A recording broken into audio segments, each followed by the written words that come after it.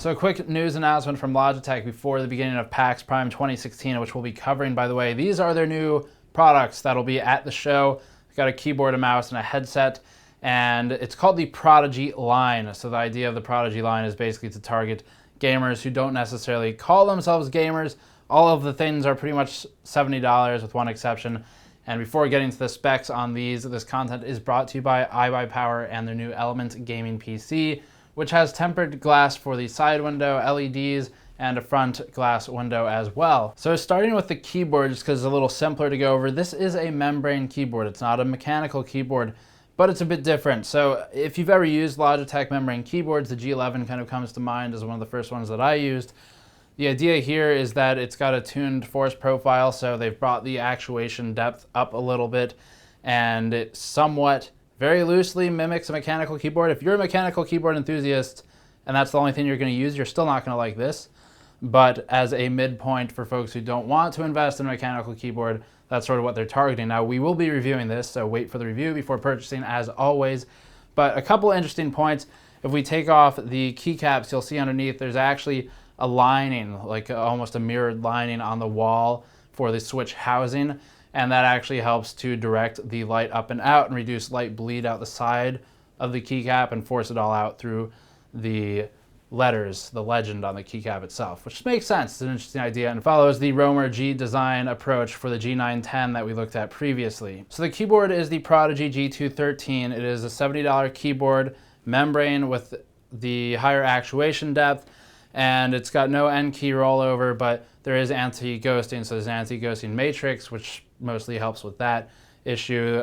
Double tap shouldn't be as much of an issue as with other sort of non-gaming targeted membrane keyboards, Microsoft keyboard, something like that, Dell keyboard. It's also a 500 hertz polling rate, so unlike the two examples I just gave, sort of cheapo Microsoft and Dell keyboards, this will poll a bit faster. Those tend to be considerably slower in the 250 hertz range or so. This is 500 hertz. So the only other thing really to mention about the keyboard, RGB lights, you can work with them through LGS as usual. It's got sort of waterproof marketing. We haven't tested that. I probably will just because it'd be fun, but what we've read from Logitech is that it is waterproof up to about 60 milliliters of water from what they've tested.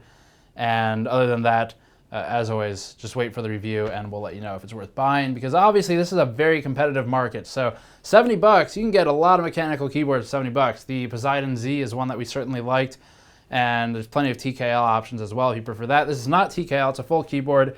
It's got media switches up at the top, so the circle buttons are, and then other than that, I guess RGB LEDs would be the main selling point that kind of pushes it beyond what might be had competitively at this price range. As for the mouse, there are two mice that have just come out from Logitech. This one we talked about in a previous video pretty briefly. This is the G Pro mouse. We won't talk about that again here, but it's another $70 mouse. They are targeted at sort of the esports player type of thing.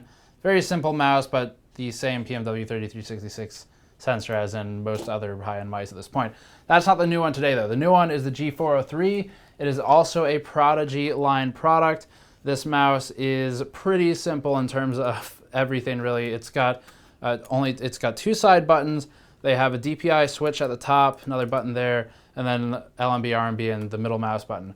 So that's really all there is to it in terms of the button input. They advertise that there are 6 programmable buttons, which I suppose is correct. But of course, in that regard, you would be reprogramming sort of your 3 primary buttons. You could do it though. Do it through LGS if you wanted to.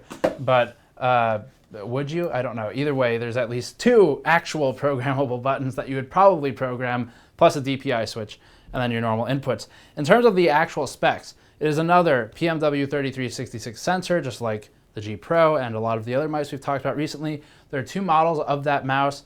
The wired one is $70, wireless is $100, and the wireless mouse uses a lot of the same components and design as the G900 that we recently reviewed and actually liked a lot.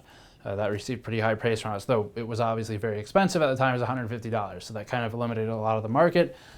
But the same idea with the components, 2.4 gigahertz frequency for the wireless if you get that model, and it still transmits. It does a 1 millisecond response, so it's another 1000 hertz polling rate as on pretty much every Logitech mouse we've looked at recently. Corsair mice, all of these gaming mice are at that range now for the most part. For both mice, there's no smoothing or filtering. They have a 200 to 12,000 DPI range, which gives a good amount of incremental tuning if you really wanted to go that high or that low. 5 toggleable DPI settings through the button on the mouse, and it's got a 10-gram weight in it. So the weight of the wired version without the cable is 90 grams. You take, and I've just, not that it really matters, but we did validate that. It is actually that weight. You can take the weight out if you wanted to get it to 90, or you can put it in to get it to 100 grams for the wired version. The wireless version is at 107 grams. You can increase it by 10 grams with the weight if you cared. Not something I used to think weights were pretty cool for mice, but not so much anymore. I actually prefer the lighter ones now, but you could do that if you wanted to. Similar spec and durability to previous mice, 250 kilometers of movement on the feet, the Teflon feet, and 20 million clicks on the keys. As for the headset, this one right here, another $70 option. So basically Logitech, their kind of plan for this generation was everything must be $70, except the wireless mouse, I guess. So this is also 70 bucks. Makes things easy, I suppose. It's pretty lightweight. We haven't really done any durability testing or anything like that yet, but you know, not too bad for a $70 headset. It does have a fold-out microphone. It's using 40mm drivers. They are neodymium drivers. They are not the Pro G drivers that we saw with the G633 and G933 headsets. So these are actually different drivers than those. You would still need to go to those if you wanted to go for something a little bit higher spec. And then it does fold like most other headsets at this point do. So this would be competing directly with something like the HyperX Cloud series headsets. They've got that Cloud Revolver now and the Cloud 2. That would be the direct competition to that. We've reviewed the Cloud headsets and generally actually like them pretty well, depending on what you're doing with them. So that would be the next one to look at, and we'll be reviewing that shortly. As I've said, hold off on the purchase. We'll look at it and let you know what we think. Other specs for the headset, just reading off the sheet here, it does have a sensitivity of 90 dB SPL. The microphone uses a 4mm driver. Not really particularly special or bad in either way. We've had some issues with Logitech microphones in the past, but it seems to depend somewhat on what unit you're testing. The G633 we had issues with. G213 wasn't as bad, so that seems more like a manufacturing difference there.